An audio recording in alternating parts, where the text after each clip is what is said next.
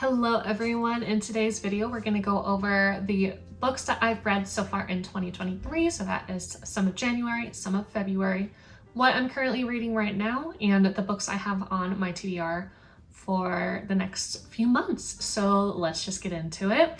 I read a total of 5 books in January, February 2023, and I have my current read, so like about 6 books right now. I want to start out by saying I got a Kindle for Christmas and it is so game changing. It is insane.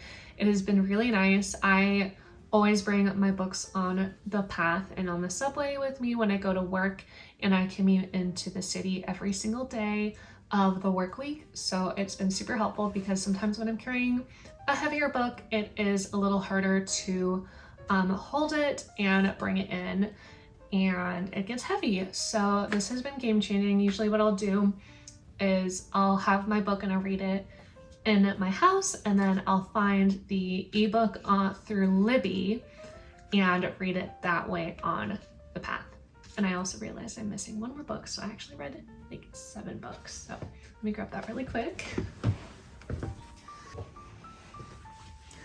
But without further ado, let's get into the first book I read. So the first book I read was actually on my Kindle. I did not mean for this to happen that way, but it just happened because I had finished my book when I was visiting my parents back in Iowa, and the book that I brought with me was actually what would be known to be like in the middle of the series. It could be a standalone, but it's better to read it within the series. So I was going through the books available on Kindle Unlimited, and I came across this book.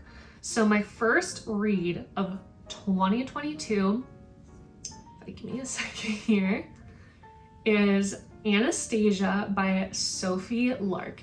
I love this book. It is a retelling of Anastasia, kind of her story, and the story of the Romanovs if they hadn't been killed, and if in this time they had magical powers. I'm probably really explaining this really badly. Let's read the summary for the book. Anastasia is the princess no one needs, the 4th daughter born to an emperor without a son, and the only royal lacking a magical gift, until she collides with the young Cossack rebel, changing both their lives forever. Damien is taken from everything he knows and raised as a ward of the Romanovs. Anastasia develops a strange kind of magic shared only by the black monk Rasputin. While her power grows in secret, boosted by forbidding contact with Damien, Anastasia makes a mistake with terrible consequences. Fate grants her a single chance to set it right, but saving what she lost may cost everything that she loves. This book is also, I would say, an enemies to lovers romance trope, and I loved the relationship, seeing how it started and blossomed and where it ended up between Anastasia and Damien.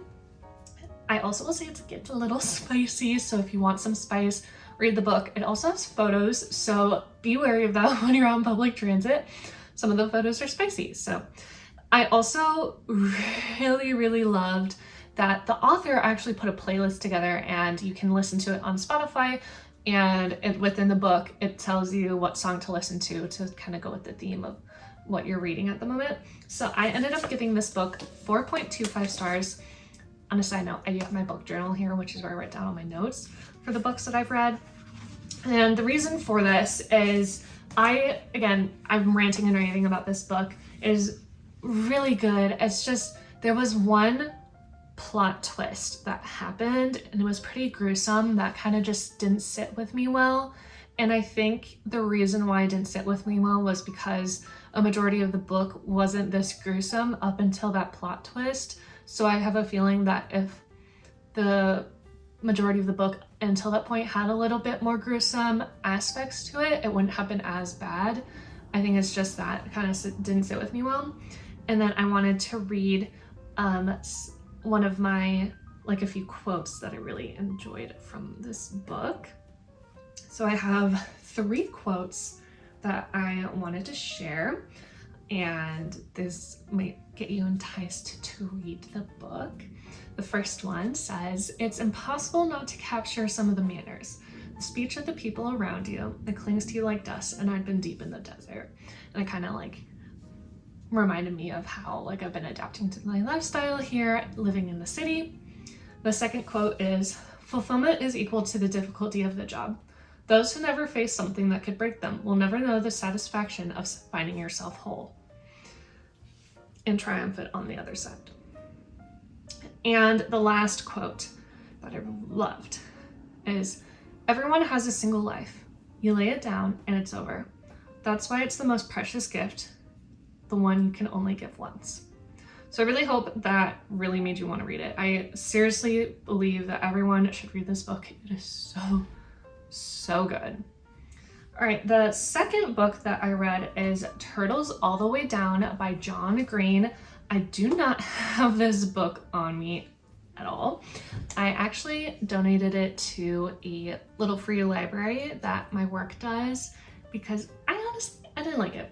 It is about a girl who has OCD and how she copes with it in her life, and kind of just follows her around while she goes through some events in her life, as well as watches her OCD and the particular fixation for her OCD, and as that grows. So it kind of focuses on that.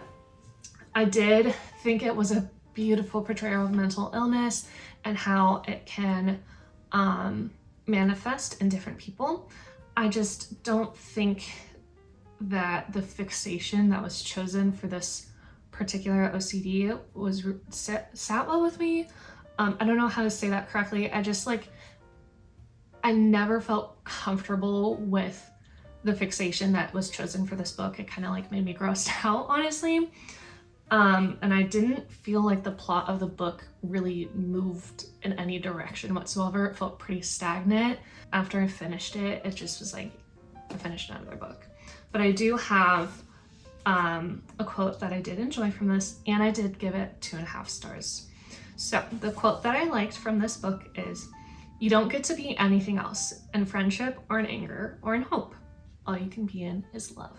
So the next book I read was actually A Midsummer Night's Dream by William Shakespeare. Now, it's been on my bookshelf for quite a while, and I actually didn't read this one when I took Shakespeare in high school, so I decided I should probably read it. Now, this is a comedy play by Shakespeare, so it's always going to have a happy ending. You know, when Shakespeare comedies has happy endings. The play follows multiple different characters, but it is centered around the marriage of the Duke of Athens, Theseus, and Hippolyta. I'm probably saying those names really long. It includes the adventures of 4 young Athenian lovers, and the lovers are all mixed up of this person loves this one, but someone else also loves this person, and then there's someone longing for another person, so it all is like mixed up and everything. And also a group of 6 amateur actors who are controlled and manipulated by the fairies who inhabit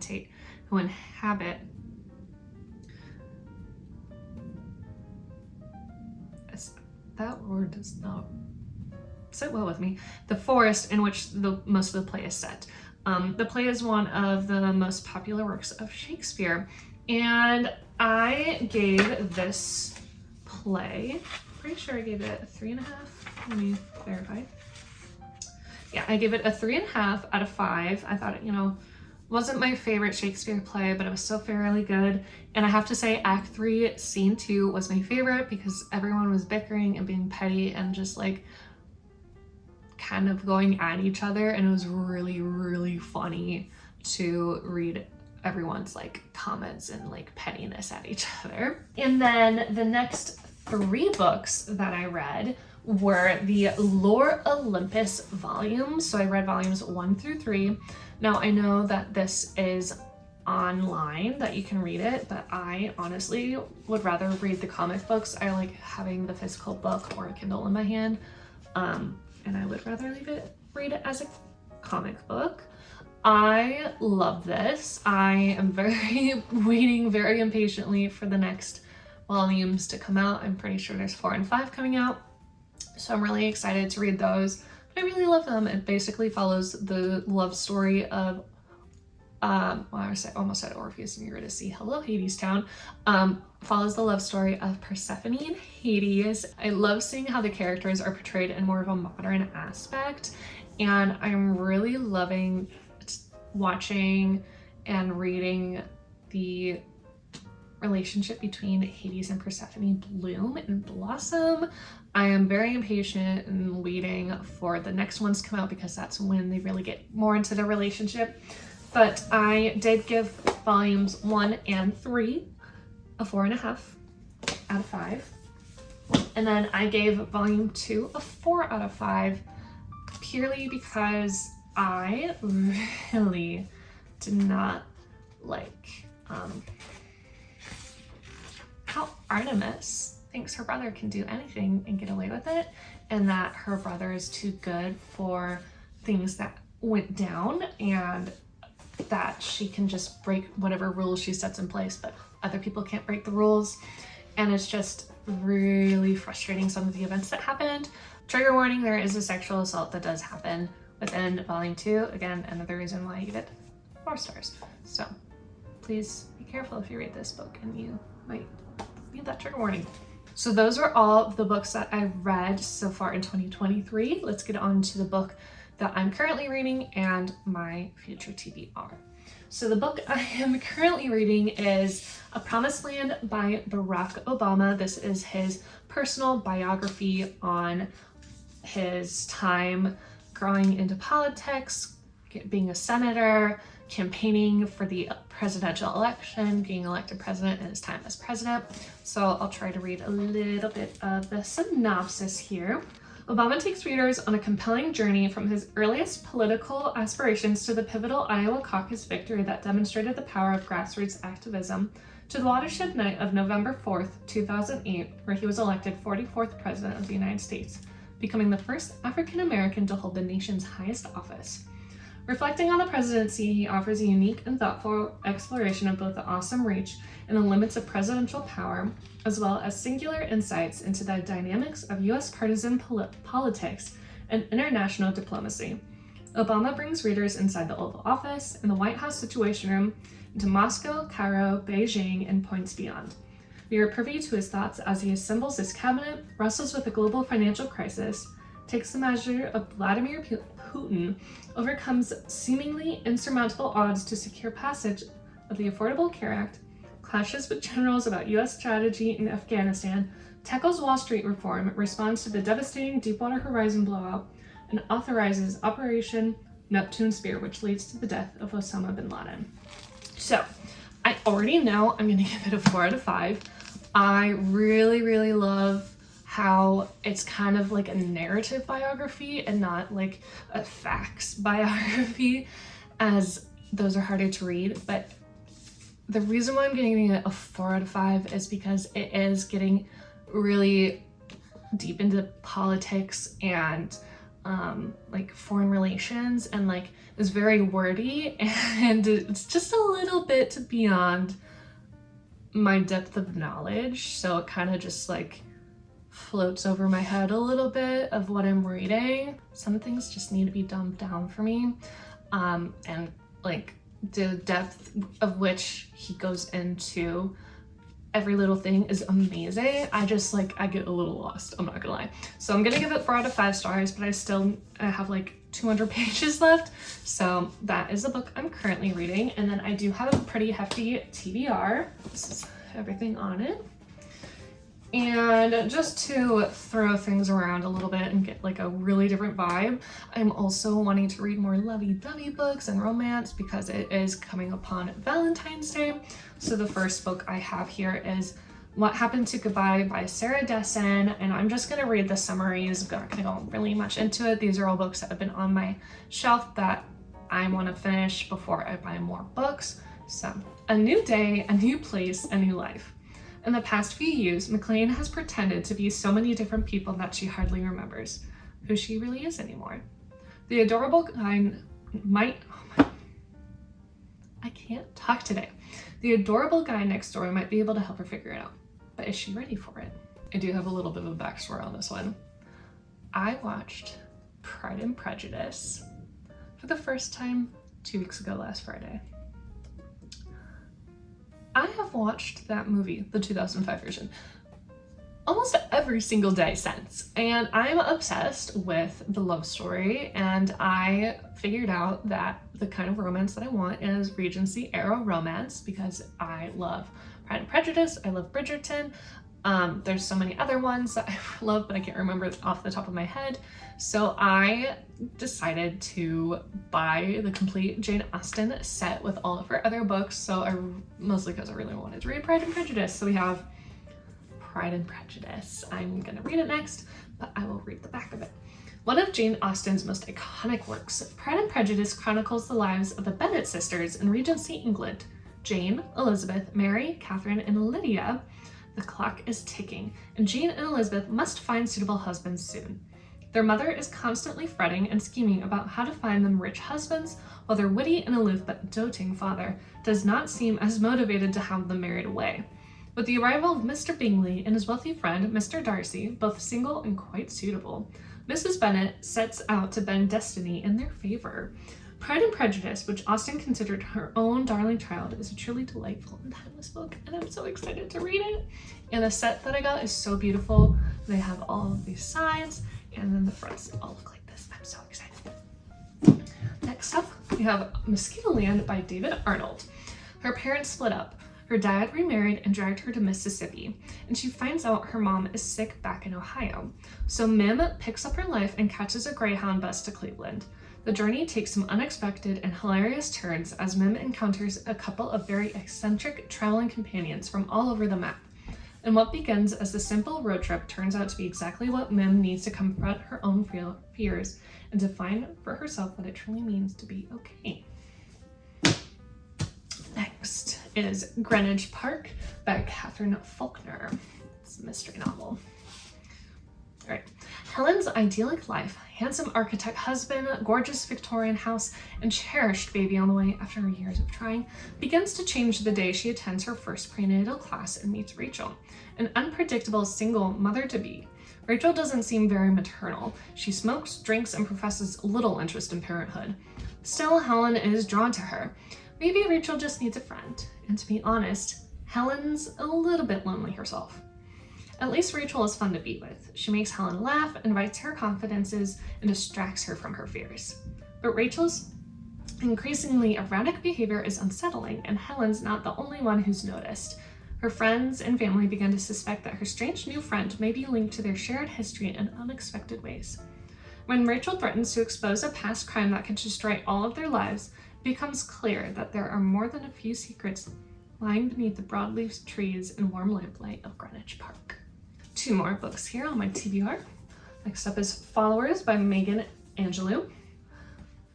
Orla Caden is a budding novelist stuck in a dead-end job, writing clickbait about movie star hookups and influencer yoga moves. Then Orla meets Floss, a striving wannabe A-lister, who comes up with a plan for launching them both into the high-profile lives they dream about. So what if Orla and Floss's methods are a little shady and sometimes people get hurt? Their legions of followers can't be wrong.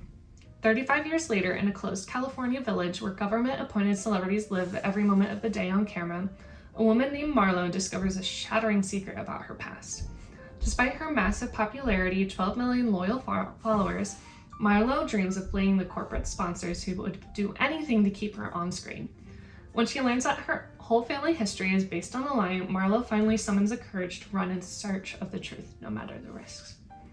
Followers traces the paths of Orla, Floss, and Marlo as they wind through time toward each other and toward a cataclysmic event that sends America into lasting upheaval. At turns wry and tender, bleak and hopeful, this darkly funny story reminds us that even if we obsess over famous people we'll never meet, what we really crave is genuine human connection. And the last book on my TBR as of now is This Lullaby by Sarah Dessen. Remy always knows the perfect time to give her boyfriend the speech, telling him it's over right after the first romantic rush, but before any real emotional involvement happens. And Remy should have perfect timing since she's had plenty of experience dumping guys.